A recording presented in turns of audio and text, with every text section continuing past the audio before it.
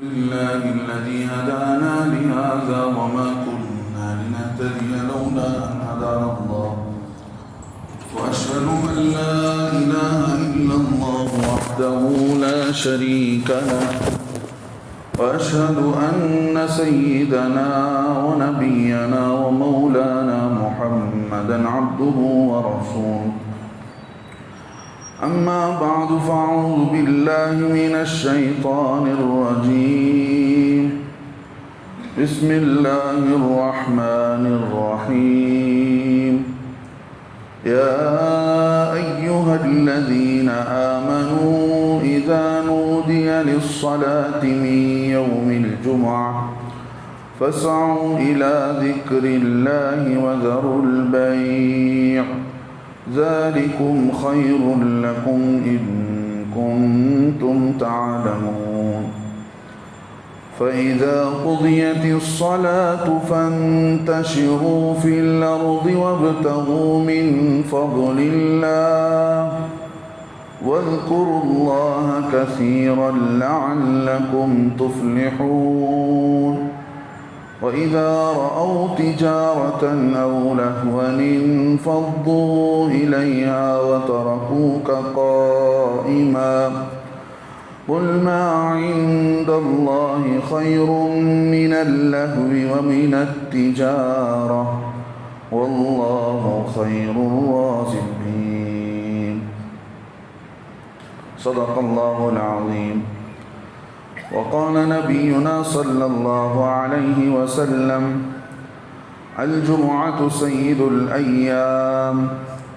وقال عليه الصلاة والسلام الجمعة ما بين الجمعة ورمضان ما بين رمضان كفارة لما بينهن إذا اجتنب الكبائر أو كما قال عليه الصلاة والسلام. نسأل الله تبارك وتعالى أن يجعلنا ممن يطيعه ويطيع رسوله ويتبع رضوانه ويجتنب سخطه فإنما نحن به وله.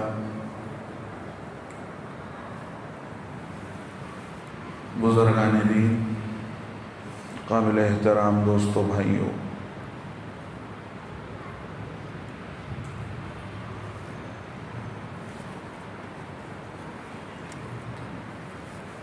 اللہ تبارک و تعالی نے ہم سب ایمان والوں کے لیے نہایت ہی عظیم نعمت نصیب فرمایا ہے یوم الجمعہ کی شکل میں. جمعہ کا دن بڑی ہی فضیلت اور اہمیت والا دن ہے، چونکہ ہفتے میں ایک مرتبہ اس کا آنا ہوتا ہے، لہذا اس بنیاد پر ہمیں اس کی فضیلت اور اہمیت کا اندازہ نہیں ہوتا ہے. اللہ تبارک و تعالی نے آسمان و زمین کو 6 دن میں پیدا کیا. اللہ الذی خلق 7 سماوات، اللہ فرماتے ہیں فی 6 ایام، 6 دن و رات میں اللہ نے آسمان و زمین کو اور کائنات کو اور ساری ہی مخلوق جس کو پیدا کرنا تھا اللہ نے اس کو جس شکل میں بنانا تھا اس شکل میں بنا دیا. اب جب ساری چیزوں کی تخلیق کر دی گئی تو جو دن تھا جس دن میں سب کچھ کو، ساری پیدائش کو مکمل کر کے ساری پیدائش جمع ہو گئی، اس لحاظ سے بھی اس دن کو یوم الجمعہ کہا جاتا ہے. اور ایک حدیث میں اللہ کے نبی صلی اللہ علیہ وسلم نے فرمایا کہ حضرت آدم علیہ السلام کو اللہ نے جمعے ہی کے دن پیدا کیا، اور جب جنت میں رہے تو اسی جمعے کے دن ہی اللہ رب العزت نے ان کو جنت میں داخل فرمایا اور جمعے ہی کے دن دنیا میں بھیجے گئے، جنت سے نکال کر دنیا میں اتارے گئے، اور جمعے ہی کے دن ان کی وفات آئے گی، اور وفات ہوئی، جمعے ہی کے دن ان کی وفات ہوئی، اور جمعے ہی کے دن قیامت بھی آئے گی۔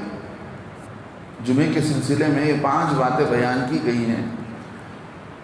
5ویں بات یہ ہے کہ جمعہ اللہ تبارک و تعالی نے اس میں ایک ایسی بابرکت گھڑی رکھی ہے، لا یوافقها عبد مؤمن، کہ آدمی اگر اس وقت اور اس گھڑی کی موافقت کر لیتا ہے، یعنی اس وقت میں وہ اللہ کے ہاں کچھ مانگ رہا ہوتا ہے، وہ اس کی دعا کی قبولیت کا وقت ہوتا ہے، اللہ اس کی دعا قبول کر لیتے ہیں۔ اللہ کا معاملہ بھی تھوڑا الگ ہے۔ کسی بھی خاص موقع پر اللہ نے کوئی بڑا آفر دے کر یہ نہیں بتایا کہ اسی خاص وقت میں یہ چیز دی جائے گی۔ رمضان کے متعلق بتایا کہ ہر دن قبولیت کا، ہر رات بخشش والی، 6 لاکھ بندوں کو ہم ہر رات جہنم سے چھٹکارا دیتے ہیں، اور شب قدر وہ ہم جو ہے آخری تاخراتوں میں لاتے ہیں۔ یہ نہیں بتایا گیا کہ فلاں دن ہی ہمارے یہاں خاص ہے۔ اس فضیلت والے اور مرتبے والے آفر والے مہینے کو پورا مہینہ بتا دیا، لیکن یہ نہیں بتایا کہ اسی وقت میں تمہاری مغفرت کر دی جائے گی۔ یہ کہا گیا لگے رہو، ہمیں راضی کرتے رہو، ہم سے مانگتے رہو، ہم سے گناہوں کی بخشش پوچھتے رہو، کیا پتہ تمہیں معاف کر دیا جائے۔ یہ نہیں کہا گیا کہ 27ویں رات ہی شب قدر ہے، اسی ایک رات کو جاگ لو گے تو تمہارے سارے گناہ معاف کر دیے جائیں گے، بلکہ یہ کہا گیا کہ ایک رات ہے فَالْتَمِسُوهَا، اس کو تلاش کرو۔ یہ نہیں کہا گیا کہ فلاں رات ہے۔ ایسے ہی جمعہ کے وقت میں بتا دیا گیا کہ جمعہ کے وقت ایک مختصر سا وقت ایسا ہے جس میں اللہ رب العزت بندہ جو مانگتا ہے وہ قبول کرتے ہیں۔ وہ وقت، وہ گھڑی کون سی ہے کسی کو نہیں پتا۔ قرآن و حدیث کی روشنی میں علماء نے تو متعین کیا کہ فلاں وقت بھی ہو سکتا ہے، میں آگے بتاؤں گا کہ فلاں وقت بھی ہو سکتا ہے، یہ گھڑی بھی ہو سکتی ہے، لیکن خاص طور سے یہ نہیں بتایا گیا کہ اسی وقت میں ہم قبول کرتے ہیں۔ اللہ بندوں کو دیکھنا چاہتے ہیں کہ ہماری طرف کتنی دوڑ لگاتا ہے۔ ہفتے میں ہم ایک دن اس کو بہترین آفر کا دیتے ہیں، اپارچونٹی کا دیتے ہیں، تو اس موقع کا وہ کیسے استعمال کرتا ہے، اللہ یہ دیکھنا چاہتے ہیں۔ اب وہ وقت شروع ہوتا ہے جمعے کی مغرب سے، جمعرات کی مغرب سے آج کی مغرب تک، بڑی ہی فضیلتوں والا دن، اور جمعے کی رات بڑی ہی اہمیت والی رات۔ پھر ایک حدیث میں بتایا جمعے کے دن کی فجر کی نماز میں اللہ رب العزت وہ اجر دیتے ہیں بندے کو کہ وہ اجر کسی دوسری فجر نمازوں میں نہیں دی جاتی ہے۔ کچھ لوگ زیادہ نظر آتے ہیں جمعے کے دن فجر میں، ایک بڑی تعداد فجر کی نماز میں نہیں ہوتی۔ ہم نے یو پی کے علاقوں میں دیکھا جمعے کے دن کی فجر کی نماز بھری رہتی ہے، مسجد بھری رہتی ہے، لوگ بھرے ہوئے رہتے ہیں، مسجد خالی نہیں ہوتی۔ ہمیں اندازہ ہو جاتا ہے آج جمعہ ہے۔ اللہ رب العزت نے اس کو اتنی اہمیت والا بتایا کہ بتا دیا کہ ہر جگہ پر جمعہ قائم مت کرو، بلکہ جہاں پر زیادہ مسلمان جمع ہو سکتے ہیں وہاں پر جمعہ ہونی چاہیے۔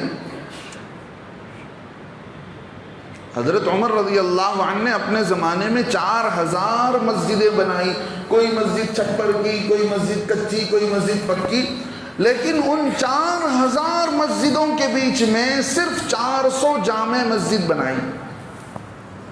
اس زمانے میں جامع مسجد کا مطلب یہ ہوتا تھا کہ وہاں پر جمعہ ادا کی جائے گی۔ کیوں؟ اللہ کے بلاوے پر پورے مسلمان چل پڑے ہوں اور پورے اہتمام کے ساتھ، پورے شوق و رغبت کے ساتھ نہا دھو کر پاک صاف ہو کر اللہ کے یہاں جمع ہو رہے ہوں، پورے ایمان والے جمع ہو رہے ہوں، ایک الگ ہی شان، ایک الگ ہی آن بان نظر آتی ہے۔ اس لیے بتایا کہ جمعہ کی نماز، عام نماز بھی یہی بتایا کہ عام نماز بھی جامع مسجد کے اندر، لیکن آج کا ماحول بدل گیا۔ اچھی بات ہے، ہر جگہ جماعت کی نماز ہوتی ہے، جمعے کی نماز ہوتی ہے، لیکن افضل، سب سے زیادہ ثواب جمعے کی نماز آدمی شہر کی اس مسجد میں پڑھے جو مسجد جامع مسجد کہلاتی۔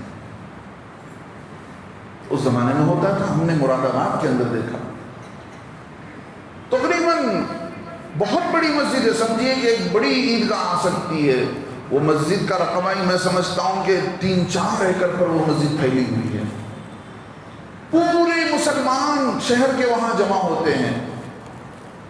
تو ہم نے جو کتابوں میں پڑھی تھی، جمعہ کا اہتمام کرو، جمعے کی اذان پر سب کچھ چھوڑ دو، جمعے کا وقت قریب آ جائے تو جمعے کی طرف دوڑ لگاؤ اور جمعے کا اہتمام کرو، جمعے کے متعلق ہم نے جو کچھ پڑھا تھا وہ سارا منظر کتابوں کا سمجھ میں آ گیا کہ جمعہ تو ایسے ہونی چاہیے۔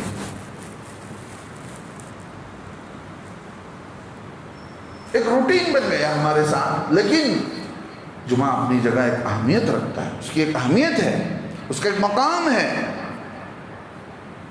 ایسے ہی نہیں فضائل بیان کیے گئے۔ اللہ کے نبی صلی اللہ علیہ وسلم مدینہ ہجرت فرمانے سے پہلے، ایک روایت میں آتا ہے اللہ کے نبی صلی اللہ علیہ وسلم نے بتایا مدینے والوں کو، ان کے پوچھنے پر انہوں نے کہا کہ اللہ کے نبی، ہم دیکھتے ہیں کہ ہمارے یہاں یہود رہتے ہیں۔ اس سے پہلے میں نے بتایا وہاں یہود زمانے سے آباد تھے، جب سے ان کو بیت المقدس سے وہاں سے نکال باہر کیا گیا تو وہ لوگ وہاں بھی آ کر آباد ہوئے تھے۔ تو انہوں نے کہا کہ ہم دیکھتے ہیں کہ وہ لوگ جمع ہوتے ہیں اور اپنی کتابیں پڑھتے ہیں، عبادت کرتے ہیں، لہذا ایسا کیوں نہ ہو کہ ہم بھی کسی دن جمع ہوا کریں۔ ہم لوگ جمعے کے دن جمع ہوتے ہیں، لہذا ان کے کہنے پر ایک روایت حدیث کی کتاب میں بتایا گیا، ابو امامہ رضی اللہ عنہ کے مکان پر ایک جگہ بتایا گیا کہ اسعد بن زرارہ رضی اللہ عنہ کے مکان پر مسلمان جمع ہوتے تھے، وہاں پر 2 رکعت نماز پڑھی جاتی تھی، ان کے بیچ میں خطبے دیے، خطبہ ہوتا تھا، نصیحت کی باتیں کی جائیں۔ اللہ کے نبی کے آنے سے پہلے مدینے کے اندر جمعے کا اہتمام کیا گیا۔ جب اللہ کے نبی علیہ السلام ہجرت فرما کر آ رہے ہیں تو آتے ہوئے راستے میں وہ پڑا بنو عمرو ابن اوس کا قبیلہ، جس جگہ کو قبا کہا جاتا تھا۔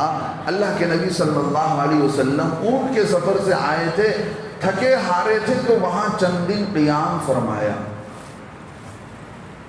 اور وہاں ایک مسجد کی بنیاد رکھی، جس مسجد کے بارے میں بتایا گیا قرآن کے اندر، لَمَسْجِدٌ أُسِّسَ عَلَى التَّقْوَى، یہ وہ مسجد ہے جو تقوی کی بنیاد پر شروع کی گئی ہے، اور وہاں کے لوگوں کی تعریف کی گئی قرآن کے اندر کہ جب یہ ناپاک ہو جاتے ہیں تو پاکی حاصل کرنے میں مبالغہ کرتے ہیں، خوب پاکی حاصل کرتے ہیں۔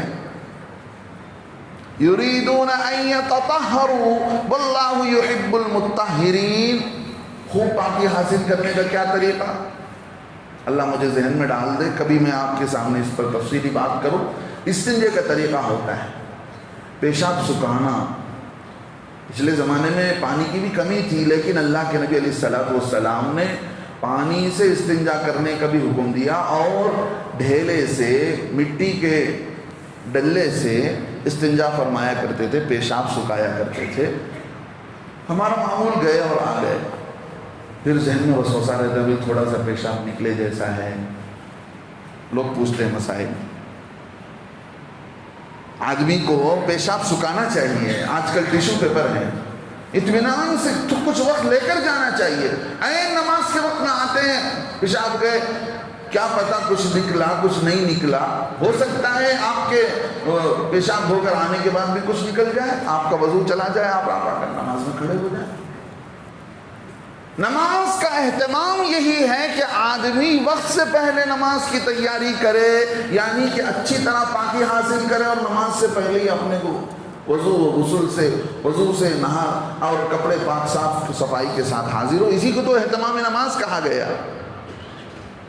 ہم دیکھتے رہتے ہیں دکان کا آدمی جس کو اللہ نے نماز کی توفیق دی ہے، دکان میں بیٹھ کر دیکھتا رہتا ہے کہ بھئی گھڑی ہے اور 5 منٹ ہے، تھوڑی دیر بعد جائیں گے، اور ایک گراہک آ رہا ہے اس کو دیکھ کر جائیں گے، سیدھے آتے ہیں پیشاب خانے میں۔ کچھ پیشاب کے قطرے بعد میں آتے ہیں، جن کو مثانے کی کمزوری ہوتی ہے، پیشاب کی تھیلی جن کی کمزور پڑ جاتی ہے، پھر ان کو تھوڑا تھوڑا نکلتا ہے۔ ایک الگ ٹاپک ہے، میں اس پر جانا نہیں چاہتا ہوں، پھر کبھی اللہ نے موقع دیا تو آپ کو سمجھاؤں گا۔ وہ لوگ استنجا کیا کرتے تھے، قباء کے رہنے والے، اللہ کے نبی علیہ السلام نے وہاں مسجد کی بنیاد رکھی، جمعے کے دن چل پڑے وہاں سے، تو راستے میں بنو سالم ابن اوس کا علاقہ پڑا، وہاں پر جمعہ کا وقت پڑ گیا، اللہ کے نبی صلی اللہ علیہ وسلم نے سب سے پہلے جمعے کی نماز وہاں ادا فرمائی۔ آپ عمرے کے لیے یا حج کے لیے جائیں اور آپ مسجد نبوی میں فجر کی نماز ادا کر کے مسجد نبوی سے باہر نکلیں تو وہاں پر آپ کو بہت سارے ٹیکسی والے کھڑے ہوئے ملیں گے کہ بھئی احد کو لے کر جائیں گے، ہم فلاں جگہ لے کر جائیں گے، اتنا ریال اتنا ریال۔ اگر آپ ان سے کہیں کہ مقام 7 مساجد 7 یعنی 7 مساجد جو اللہ کے نبی صلی اللہ علیہ وسلم کے زمانے میں مدینے کے علاوہ، مسجد نبوی کے علاوہ مدینے سے باہر الگ 7 مسجدیں تھیں، آپ ہمیں وہاں لے جائیے۔ تو اس میں سے ایک مسجد آتی ہے جو میں کہہ رہا ہوں، بنو سالم ابن اوس کا قبیلہ جہاں رہتا تھا، اللہ کے نبی صلی اللہ علیہ وسلم نے وہاں پہلے جمعہ ادا فرمائی۔ وہ مسجد چھوٹی سی بنی ہوئی ہے، بہت سے واپس آتے ہوئے اگر آپ اہتمام کے ساتھ اس سے کہیں یا جو جانتے ہیں ان کے ساتھ جائیں تو وہ ساری منظر دیکھ کر آنے کا موقع ملتا ہے۔ اللہ کے نبی صلی اللہ علیہ وسلم اس راستے سے مدینے میں داخل ہوئے ہیں۔ تو میں یہ بتا رہا ہوں، جمعہ اللہ رب العزت نے، یہودیوں نے عبادت کا دن چنا ہفتے کا، اسی لیے ان سے کہا گیا کہ مچھلی مت پکڑنا۔ مچھلی نہیں پکڑتے تھے، کیا کرتے تھے؟ جال بچھا کر آ جاتے تھے، جمعے کی شام کو، ہفتے کی صبح کو مچھلی پکڑتے تھے۔ پورے محلے میں مچھلی پک رہی ہے، مچھلی کی خوشبو آ رہی ہے، اللہ نے کہا مچھلی نہیں پکڑنا۔ ضدی قوم تھی، نہیں ماننے والی تھی، بہانے تلاش کرتے تھے کسی طرح پکڑ جائے۔ ہفتے کی شام کو جالی ڈال دیا، اتوار کی صبح کو نکال لیا۔ شارٹ کٹ راستہ آج بھی کچھ لوگ ڈھونڈتے ہیں، جہاں مشکل ہو جاتی ہے، گاڑی پھنستی ہے تو شارٹ کٹ راستہ ایسا نکال لیتے ہیں۔ ایک مفتی صاحب سے پوچھیں گے، پھر دوسرے سے پوچھیں گے، پھر تیسرے سے پوچھیں گے، کسی بھی طرح اس کو جائز کیے بنا چھوڑیں گے نہیں۔ اگر ایک مسئلہ بدل کر دوسرا بتاتا ہے تو حضرت وہ یہ بولے، انہوں یہ بول رہی نا بھائی ہم کیا کریں؟ تو آپ کو نہ فلاں مفتی پر اعتماد ہے، نہ فلاں حضرت پر اعتماد ہے، آپ ایک غلط چیز کو کسی بہانے سے آپ جائز کرانا چاہتے ہیں، اسی لیے 3-4 جگہ فون لگا رہے ہیں۔ تو میرے دوستو بزرگوں، مجھے یہ بتانا تھا، اللہ کے نبی صلی اللہ علیہ وسلم کے زمانے میں یہود اس دن کا اہتمام کرتے تھے۔ نصارہ نے اپنے لیے، کس جنہوں نے اپنے لیے عبادت کا دن چنا؟ اتوار کا۔ اللہ نے عبادت کا دن رکھا تھا جمعے کا، یہودیوں نے چنا ہفتے کا، نصارہ نے اس سے آگے نکل گئے، وہ جمعے کا دن اس امت محمدیہ صلی اللہ علیہ وسلم کو دیا گیا۔ اور بتایا اللہ کے نبی صلی اللہ علیہ وسلم نے، الجمعۃ سید الایام، لوگوں عام دن جیسے گزارتے ہو ایسے نہیں گزارنا ہے، جمعہ سارے دنوں کا سردار ہے، اور جمعے کے دن اللہ رب العزت جہنم کی آگ کو دہکاتے نہیں ہیں۔ ہر دن جہنم کی آگ بھڑکائی جاتی ہے، لیکن جمعے کی فضیلت کے خاطر اللہ رب العزت جہنم کی آگ کو بھڑکاتے نہیں ہیں۔ اور ایک حدیث میں بتایا گیا کہ جمعہ سے دوسرے جمعہ تک ایک رمضان سے دوسرے رمضان تک ایک کفارہ ہے. کیا مطلب؟ ایک جمعہ سے دوسرے جمعہ آنے کے بیچ میں جتنے چھوٹے چھوٹے ہم سے گناہ ہوئے ہیں، دوسرا جمعہ آ کر ان سب کو لیس کر دیتا ہے. ایک رمضان سے دوسرے رمضان کے بیچ میں ہم سے جتنے چھوٹے چھوٹے گناہ ہوئے ہیں، وہ بعد میں آنے والا رمضان اس بیچ کے سارے چھوٹے گناہوں کو معاف کر دیتا ہے. اللہ کے نبی علیہ السلام نے فرمایا اذا اجتنب الکبائر، جبکہ آدمی بڑے گناہوں سے بچتا رہے، اپنے کو بڑے بڑے گناہ جو ہیں، علماء نے اس کو 71 شمار کیے ہیں. کسی دن اس کو بھی آپ کے سامنے بات کروں گا. وہ بڑے گناہ جو توبے کے بغیر معاف نہیں ہوتے، اس پر بات کی جائے تو لمبی بات ہو جائے گی. وہ بڑے گناہ جس کو گناہ کبیرہ کہا جاتا ہے، اللہ کے نبی صلی اللہ علیہ وسلم نے اس کو بیان کیا کہ دیکھو ایک جمعہ سے دوسرے جمعہ تک کفارہ ہے، یعنی بعد میں آنے والا جمعہ پچھلے جمعے کے بیچ میں جتنے گناہ ہوئے اس کو ختم کر دیتا ہے جب آدمی گناہوں سے، بڑے بڑے گناہوں سے بچتا ہے. تو میرے دوستوں، ہمیں اس جمعے کا اہتمام کرنا چاہیے. حتیٰ کہ اللہ کے نبی صلی اللہ علیہ وسلم نے ایک حدیث میں بیان فرمایا کہ ایک آدمی وہ ہے جو جنابت کی غسل کی طرح غسل کرے. کیا مطلب؟ جیسے ناپاکی کا غسل آدمی پورے اہتمام سے کرتا ہے، وضو بھی کر رہا ہے، ناک میں بھی پانی لے رہا ہے، کلی بھی کر رہا ہے، پورے بدن کا کوئی حصہ سوکھا نہ رہے، اتنے خیال کے ساتھ غسل کرتا ہے. اللہ کے نبی نے فرمایا اس طرح کا غسل اگر کوئی جمعے کا کرتا ہے پھر کیا ہے؟ پھر فرمایا اور آدمی جلدی سے مسجد کو چل کر آتا ہے تو پہلی فرصت میں آنے والے کو اونٹ قربانی دینے کا ثواب دیا جاتا ہے، دوسری فرصت میں آنے والے کو گائے کی قربانی کا ثواب دیا جاتا ہے، تیسری فرصت میں آنے والے کو دمبا قربانی دینے کا ثواب دیا جاتا ہے، چوتھی فرصت میں آنے والے کو مرغی قربانی اللہ کے نام پر قربان کرنے کا ثواب دیا جاتا ہے، اور پانچویں فرصت میں آنے والے کو وہ جو ہے ایک انڈا اللہ کے نام پر صدقہ کرنے کا ثواب دیا جاتا ہے.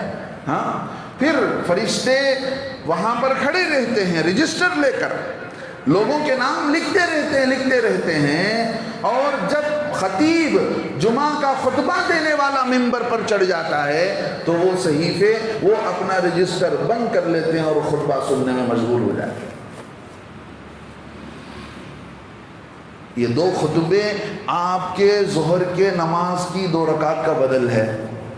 ہاں، اسی لیے فقہاء نے لکھا ہے حرم فی الخطبۃ ما حرم فی الصلاۃ، جتنی چیزیں نماز کے اندر حرام کر دی گئی ہیں اتنی ساری چیزیں خطبے کے دوران بھی حرام ہیں. آپ کسی سے بات نہیں کر سکتے، کوئی کھیل رہا ہے تو اس کو خاموش نہیں کرا سکتے، اس کو آپ بھی خود انگلی میں انگلی ہاتھ ڈال کر نہیں بیٹھ سکتے، پالتی مال کر نہیں بیٹھ سکتے، ادب سے بیٹھنا پڑے گا. نماز میں جیسے ہم اتحیات میں بیٹھتے ہیں، یہ ادب بتایا گیا کہ جمعے کے خطبے کے بیچ میں اتحیات کی طرح بیٹھا کرو.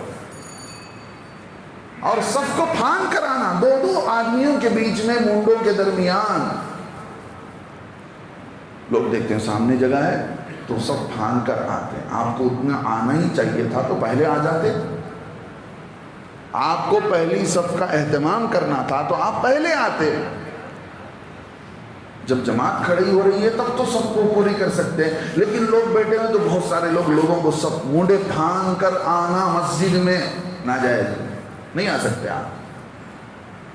ہاں، پیچھے سے اعلان کر دے بھائی تھوڑی جگہ بنا لیں، وہ الگ بات ہے، لیکن کوئی سب کو مونڈوں کو پھان کر آتا ہے، منع کیا گیا. اس زمانے میں کنکریوں کی سب بنتی تھی، اللہ کے نبی نے بتایا اس کنکریوں سے مت کھیلا کرو.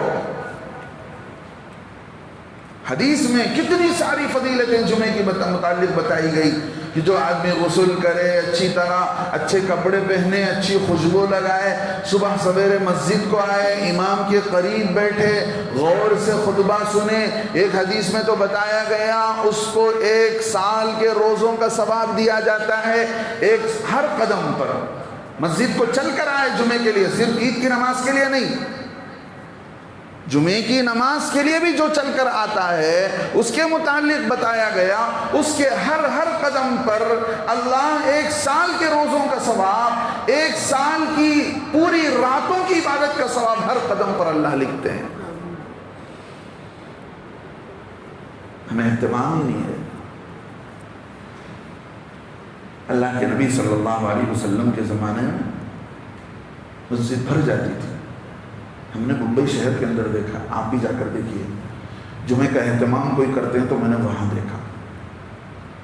مان لیجیے 1 بجے خطبہ شروع ہوتا ہے تو 1 بجے یہ مسجد پوری بھری ہوئی ملے گی، جا کر دیکھیں، ہم جو جان گئے ہیں ان کو پتا ہے، پوری مسجد بھری ہوئی ملے گی کہ امام کے آنے سے پہلے، خطیب کے آنے سے پہلے مسجد بھر گئی ہے۔ نیچے بھی اوپر بھی دیر سے آنے والے کو بہت انتظار کرنا پڑتا ہے، جگہ خالی نہیں ملتی، آدھ گھنٹہ امام صاحب کے خطبے ہونے کا انتظار کرنا پڑتا ہے۔ تو اس طرح جمعے کا اہتمام کیا جاتا ہے۔ حضرت عثمان رضی اللہ عنہ کے زمانے میں، اللہ کے نبی صلی اللہ علیہ وسلم کے زمانے میں قرآن کی آیت نازل ہوئی، یا ایھا الذین آمنوا، اے ایمان والو، اذا نودی للصلاة من یوم الجمعہ، جب تم کو نماز جمعہ کی طرف کوئی پکارے، یعنی اذان دے کر تم کو بلایا جائے، فَسَعُوا إِلَىٰ ذِكْرِ اللَّهِ، لہذا دوڑ لگاؤ، یعنی پورے اہتمام کے ساتھ کوشش کرو اللہ کے ذکر کی طرف، یعنی نماز کی طرف۔ وَذَرُوا الْبَيْعَ، کاروبار کو چھوڑ دو۔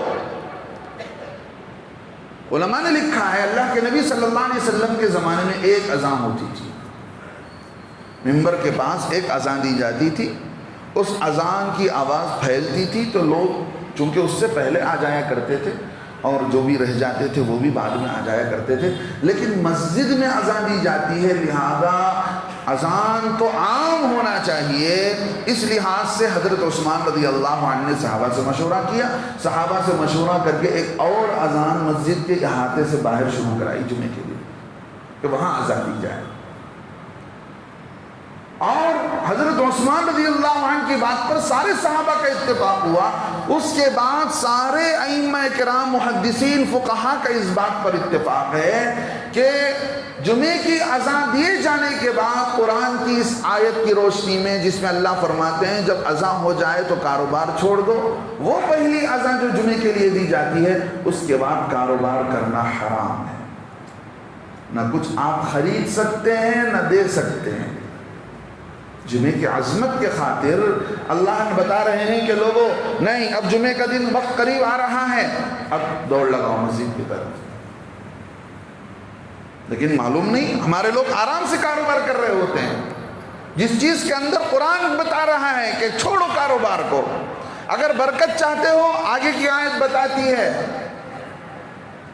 فَإِذَا قُضِيَتِ الصَّلَاةُ، جب نماز پوری ہو جائے، فَانْتَشِرُوا فِي الْأَرْضِ، اب پھیل جاؤ زمین میں، وَابْتَغُوا مِنْ فَضْلِ اللَّهِ، اب کاروبار کرو، تجارتیں کرو اور اللہ کی روزی کو تلاش کرو، اب یہ وقت تمہارے کاروبار کا ہے، یہ وقت تمہاری روزی کا ہے۔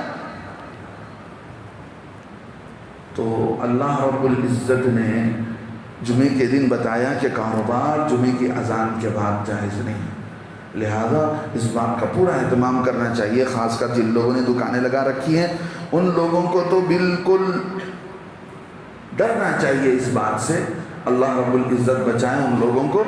اللہ کے نبی صلی اللہ علیہ وسلم نے یہاں تک ایک حدیث میں بیان فرمایا کہ جن دنوں میں سورج نکلتا ہے اور غروب ہوتا ہے ان دنوں میں جمعہ سے بڑھ کر بہتر دن کوئی دوسرا دن نہیں ہے، جمعہ سے بہتر دن کوئی دوسرا دن نہیں ہے، اور جمعے کا دن اتنا اہمیت والا ہے کہ اس دن کے اعمال کل قیامت کے دن گواہی کے طور پر پیش کیے جائیں گے کہ یہ عمل جمعے کے دن ہوا، یہ عمل جمعے کے دن ہوا۔ وشاہد و مشہود کی ایک تفسیر قرآن کی فقہا نے، مفسرین نے اس کو جمعے کا دن بتایا کہ جمعہ جو ہے کل قیامت کے دن گواہی دے گا، یعنی جمعے کے دن کے کیے ہوئے اعمال بھی کل قیامت کے دن اللہ کے ہاں گواہی دیں گے۔ تو میرے دوستو بزرگوں، کئی سارے فضائل اس بات کی طرف بتا رہے ہیں کہ لوگوں مسائل تو بہت سارے ہیں، جیسے میں نے بتایا کہ جامع مسجد کے اندر نماز شروع کی جائے، ایسے ہی بتایا گیا قریہ دیہات کے اندر نماز نہیں ہوتی۔ بہت ساری جگہ شروع ہو گئی ہے لیکن وہاں جمعے کی نماز نہیں ہوتی ہے۔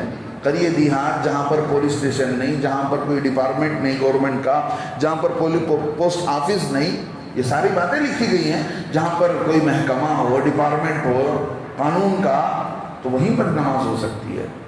ورنہ ہر قریہ دیہات کے اندر آج عید کی نماز بھی ہو رہی ہے، جمعے کی نماز بھی ہو رہی ہے، نہیں، بلکہ وہاں تو ان کو ظہر کی نماز پڑھنا چاہیے۔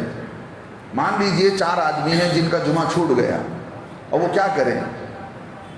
اب جمعے کے لیے تو اہتمام ضروری ہے، ان کو عربی خطبہ ضروری ہے، تو اس بنیاد پر یہ کہا جائے گا کہ اب ان کو ظہر کی نماز ادا کی جائے، ظہر کی نماز ادا کی جائے۔ تو میرے دوستو بزرگوں، جمعے کے اتنے فضائل ہیں، خاص کر اللہ کے نبی صلی اللہ علیہ وسلم نے فرمایا ایک گھڑی ایسی ہے کہ جس میں آدمی اللہ سے جو بھی مانگتا ہے اللہ قبول کر لیتے ہیں۔ وہ گھڑی کون سی ہے؟ علماء نے بتایا کہ وہ گھڑی جمعے کے دن کے خطبے سے نماز کے ختم ہونے تک ہے۔ بعض علماء کا یہ کہنا ہے وہ گھڑی امام کے منبر پر چڑھنے سے 2 خطبے کے بیچ میں جو امام بیٹھتا ہے وہ وقت قبولیت کا ہے، اس میں کچھ نہ کچھ اللہ سے مانگ لینا چاہیے۔ اور ایک حدیث میں یہ بتایا گیا کہ وہ، اور بعض علماء کا یہ کہنا ہے کہ وہ قبولیت کا وقت مغرب کے پہلے کا وقت ہے، جمعے کے دن مغرب سے پہلے کا وقت ہے، عام دنوں میں نہیں، جمعے کے دن مغرب سے پہلے کا وقت جو ہے وہ اللہ رب العزت نے ایمان والوں کے لیے قبولیت کا رکھا ہے۔ لہذا جمعے کے دن کو بالکل عبادات کے لیے، اللہ کی یاد کے لیے رکھ دینا چاہیے۔ پہلے اس بات کا اہتمام سعودیہ کے اندر بھی کیا جاتا تھا، جمعہ کے دن کوئی چھٹی کر دی جاتی تھی، اور جمعرات کے دن تو حرم بھر جاتا تھا، لوگ دور دور سے عمرے کے لیے آتے تھے، تو پورا، لیکن اس کا اہتمام ختم ہوتا جا رہا ہے۔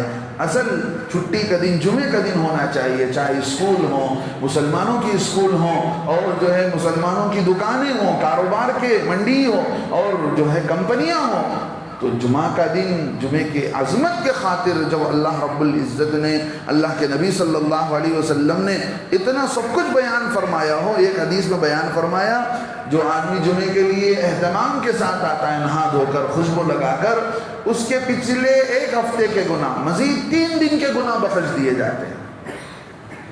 اللہ سے دعا ہے اللہ تعالیٰ ہمیں صحیح سمجھ کی توفیق نصیب فرمائے، اور جمعے کے آداب اور اس کے مسائل اور احکام کو خوب سمجھ کر سننے کی اللہ رب العزت توفیق نصیب فرمائے۔ اور یہ وقت ایسا ہوتا ہے کہ اس میں آپ دین کی بہت ساری باتیں جو ہفتہ بھر سننے کا موقع نہیں ملتا، آپ کی طلب پر اللہ ہماری زبان سے نکال لیتے ہیں، آپ کے بنیاد پر اللہ ہماری زبان سے کچھ باتیں نکال لیتے ہیں جس سے لوگوں کو فائدہ ہو جاتا ہے۔ اللہ سننے والے کو بھی، کہنے والے کو بھی عمل کی توفیق نصیب فرمائے۔ جمعے کی عظمت اور اس کا اہتمام کرنے کے اللہ ہمیں توفیق نصیب فرمائے۔ آمین وآخر دعوانا الحمدللہ رب العالمین۔